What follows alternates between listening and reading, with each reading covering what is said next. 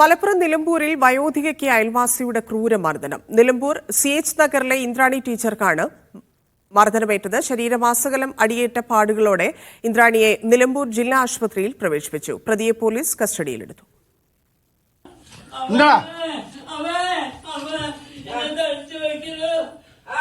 Nilambur CH നഗറിൽ ഇന്നലെ വൈകിട്ടാണ് സംഭവം.